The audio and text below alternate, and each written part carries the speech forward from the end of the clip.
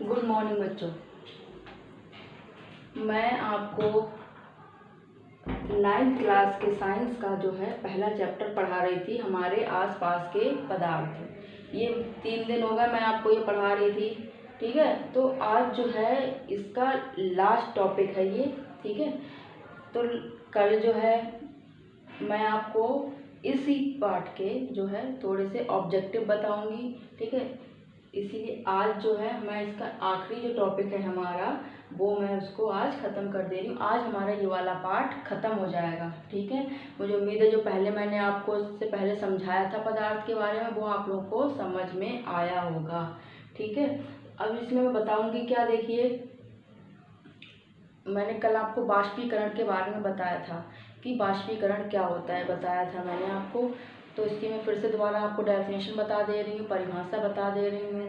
वह क्रिया जिसमें कोई भी जो द्रव होता है हमारा, वो भाप बन के जब निकल जाता है तो वह हमारी क्रिया बाष्पीकरण कहलाती है। तो बाष्पीकरण के ऊपर जो है बहुत सारे क्वेश्चन बनते हैं। जैसे बोलते हैं कि गर्मियों में कपड़े जल्दी कैसे सूख जाते हैं, या गर्मियों में हम लोग को हल्के कपड़े या सूती कपड़े क्यों पहनने चाहिए। ये सभी जो होती है हमारी क्रियाएं, ये बाष्पीकरण के ऊपर निर्भर होती हैं।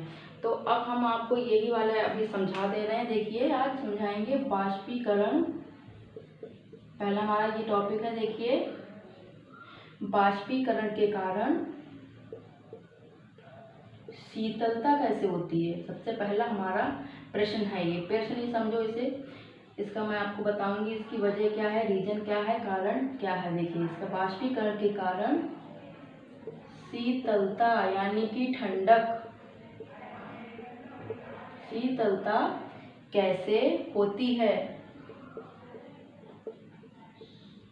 देखिए ये प्रश्नवाचक हमारा चिन्ह, ठीक है।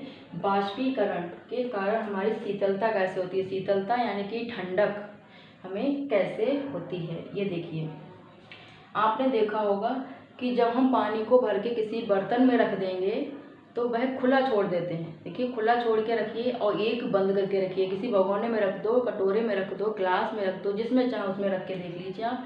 जब हम किसी बर्तन को उस बर्तन को खुला छोड़ दें और उसमें हम कोई भी द्रव या जैसे कि पानी भर देते हैं, ठीक है, तो उसका जो बाष्पीकरण होता है वो लगातार होता रहता है। अगर हम ढक देंगे तो उसका बाष्पीकरण नहीं होगा इतना, ठीक है। अगर हम उसको खुला छोड़ देते हैं तो वो उसका बाष्पीकरण लगातार होता रहता है, जिससे कि बाष्पीकरण के जो दौरान यानी कि जो बाष्पीकरण हमारी की जो क्रिया होती है, जो उस क्रिया के चलते हुए जो हमारी उसकी जो जब हमारी वो क्रिया होगी, जब हमारी बाष्प बन के वो निकलने लगेगा द्रव, तो उसमें क्या होगा, जो हमारी ऊष्मा होगी वो लगातार हमारी कम होती जाती है, कम होती जाती है। और हम अगर उसे दोबारा प्राप्त करने के लिए जो होता है, द्रव के कण जो होते हैं हमारे आसपास से ऊर्जा अवशोषित करते हैं, ठीक है। जब हमारी वो क्रिया होती है, ठीक है, तो उसके जो अगर हम उस ऊष्मा को दोबारा प्राप्त करेंगे तो कैसे प्राप्त करेंगे, उसकी जो उसके कण होते हैं जो इधर उधर ऊष्मा से निकले जा रहे हैं, तो वो आसपास में जो भी क्षेत्रफल होता है या जो जगह होती है उससे वो क्या ले लेते हैं, अवशोषित क्या करती है, वो ऊष्मा करती है, तभी जिससे वो हमें शीतलता प्राप्त होती है, ठीक है। अब देखिए जब जैसे कि अब हम एक एग्जाम्पल ले लेते हैं। जैसे कि आपने सबको पता होगा बच्चों को, जो नेल पेंट हम लोग लगाते हैं तो उसको रिमूव करने के लिए एक लिक्विड आता है, ठीक है। वो सभी बच्चे यूज़ करते हैं, खासतौर पे लड़कियों को पता होगा, ठीक है। तो उसको क्या बोलते हैं, उसको एसीटोन बोलते हैं। अगर हम उसी लिक्विड को यानी कि जो एसीटोन है उसको हम अपनी हथेली पे डाल के देखें, वैसे भी अगर जब टच करते हो उसको नेल पेंट जब आप रिमूव करते हो या साफ़ करते हो तो ठंडक सी लगती है। तो उसी एसीटोन को जब हम अपने हथेली पे रखते हैं तो हमारी हथेली क्यों ठंडी लगती है, उसकी भी वजह यही है कि जो हमने बीच में हथेली में जो हमने एसीटोन डाला है, जो कि नेल पेंट रिमूवर को हमने डाला है, तो वो हथेली में हमारे बीच में है, तो वो ठंडक कैसे देती है, क्योंकि वो ऊष्मा जो है हमारे चारों तरफ से वो अवशोषित कर लेती है। अवशोषित क्या कर लेती है, क्या मतलब हुआ कि वो हमारी खींचती रहती है ऊष्मा, जिसकी वजह से हमारी हथेली जो होती है वो शीतलता जिसे प्राप्त होती है, शीतलता यानी कि ठंडक जो कि हमारी हथेली को प्राप्त होती है। अब जो तेज़ धूप होती है, जब गर्मियों में खास तौर पे होता होगा, करते हैं जनरली सबके घरों में होता है, जब धूप होती है उसके बाद खास तौर पे गर्मियों में जब धूप होती है, धूप के बाद लोग शाम को ठंडा करने के लिए अपनी छत को या नीचे का पोर्शन ठंडा करने के लिए उसके ऊपर पानी डालते हैं। तो वो पानी डालते हैं, तो वो क्यों डालते हैं? तेज़ धूप वाले गर्म दिन के बाद जब लोग अपनी छत पर खुले स्थान पर जब जल छिड़कते हैं, क्योंकि जल के बाष्पीकरण की जो हमारी गुप्त ऊष्मा होती है वो हमारी सतह को शीतलता देती है, यानी कि ठंडक देती है। ठीक है, ऐसे ही अब हमारा जैसे कि एक प्रश्न होता है, ये पेपरों में भी बहुत आता है। ठीक है, तो वो भी बाष्पीकरण के ही ऊपर है। कहा जाता है जैसे इसमें ज़्यादातर उसमें आता है कारण बताओ में, हमारा कारण बताओ में ही ज़्यादातर ये वाला प्रश्न आता है। पेपरों में अधिकांश आते हैं ये वाले इस तरह के प्रश्न कि जैसे कि कहा जाता है गर्मियों में हमारा कारण बताओ में होता है, ज़्यादातर यही वाला पूछा जाता है। गर्मियों में हमें सूती कपड़े क्यों पहनने चाहिए?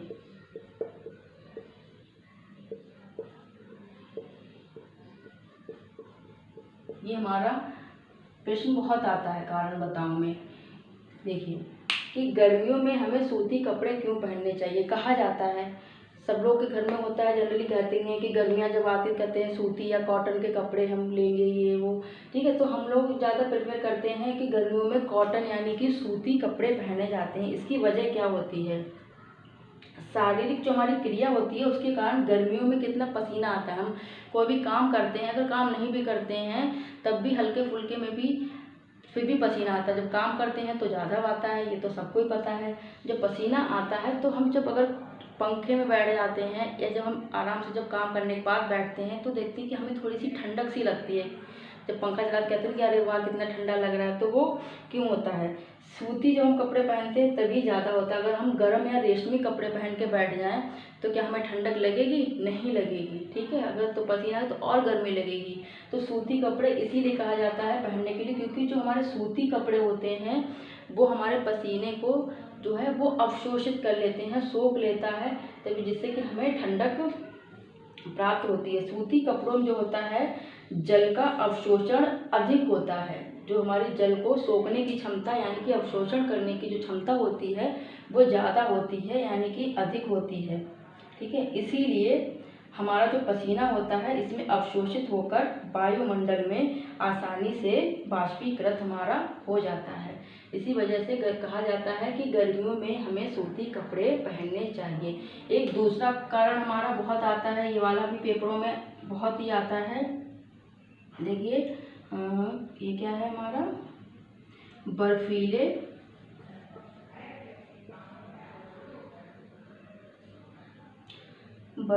जल से भरे गिलास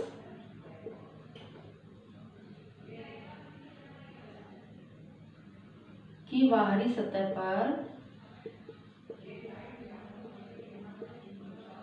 पर पानी की कुछ बूंदें आ जाती हैं। देखिए पानी की बूंदें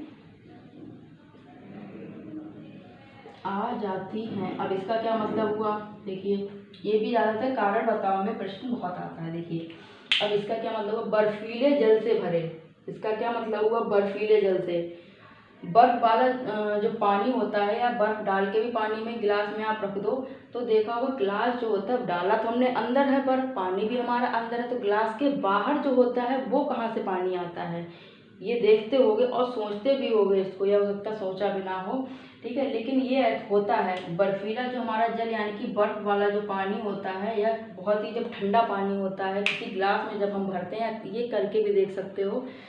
ठीक है, तो जब हम गिलास में पानी या बर्फ़ से भरा पानी भरते हैं या बर्फ़ के टुकड़े डाल देते हैं पानी में जैसा भी हो, तो वो गिलास के हम लोग अंदर डालते हैं, लेकिन उसकी जो बूंदें हैं पानी की वो हमारी गिलास के बाहर दिखाई हमें देती हैं वो क्यों होता है।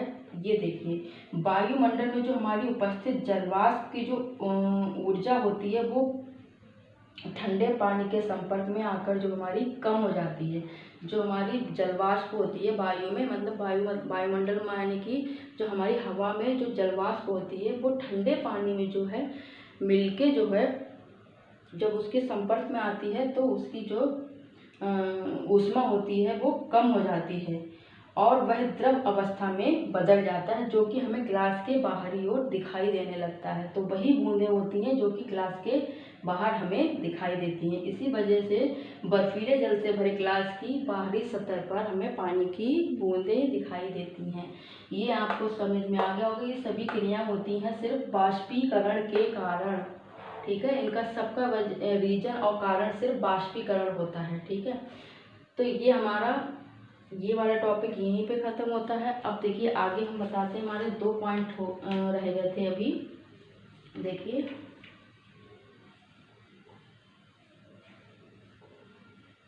ये देखिए, अब हमारे 2 पॉइंट अभी रह गए, वो भी मैं आपको बता दे रही हूँ। छोटी छोटी सी सिर्फ परिभाषाएं हैं जो कि पेपरों में भी आ जाती हैं।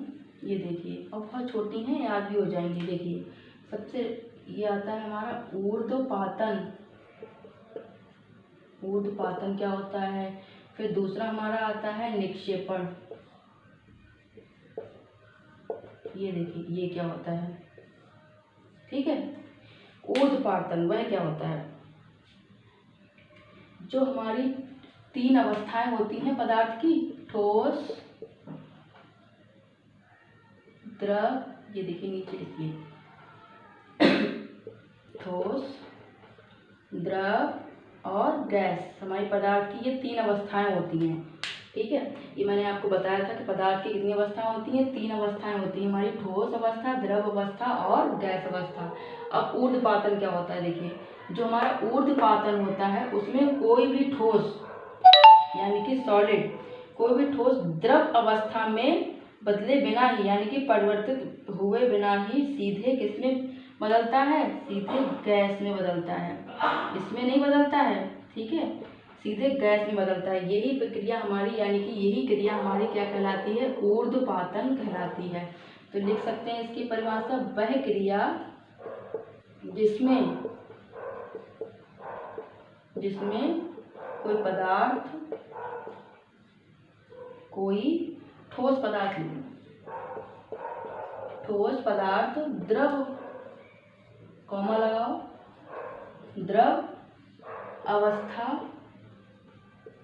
में परिवर्तित, यानी कि परिवर्तित क्या होता है, यानी कि बदले भी लिख सकते हो, परिवर्तित हुए बिना ही सीधे गैस अवस्था में परिवर्तित होती है। क्या कहलाती है, ऊर्ध्वपातन कहलाती है।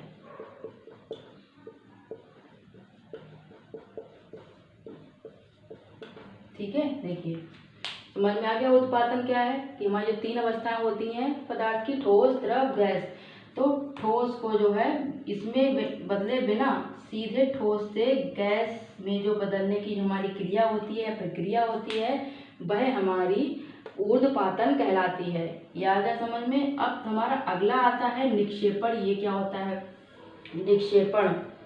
ये देखिए इसमें इसका उल्टा होता है, ठीक है। जो हमारी ठोस, द्रव और जो गैस होती है उसमें देखिए क्या होता है,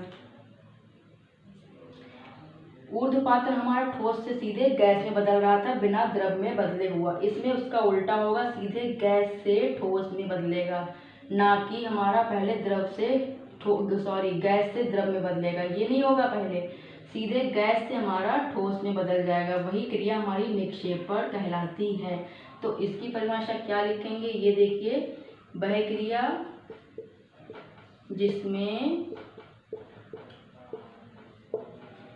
क्रिया जिसमें गैसीय पदार्थ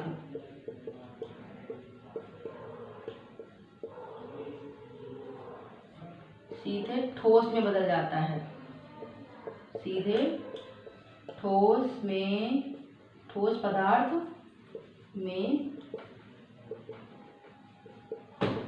बदलता है। क्या कहलाता है? निक्षेपण कहलाता है। निक्षेपण हमारा ये कहलाता है। ये देखिए, अब आपको ऊर्ध्वपातन और निक्षेपण ये दोनों आपको समझ में आ गए होंगे। ठीक है, अब हमारे ये वाला पार्ट हमारा आज यहीं पर ख़त्म होता है। ठीक है, कल हम इसी पार्ट के आपको कुछ ऑब्जेक्टिव्स बताएंगे, समझाएंगे भी उसके साथ में ही। एक एक जो भी हम ऑब्जेक्टिव जो भी आपको यहाँ पे लिख के दिखाएंगे वो उसको हम आपको समझाएंगे भी। ठीक है, ये वाला पार्ट हमारा यहीं पे ख़त्म होता है आज। कल मैं इसके कुछ एक्सरसाइज के कुछ क्वेश्चंस भी समझाऊंगी। ठीक है, तो मुझे उम्मीद है ये वाला पार्ट आप लोगों को समझ में आया होगा। ठीक है, तब तक के लिए आज के लिए ये वाली वीडियो हमारी यहीं तक।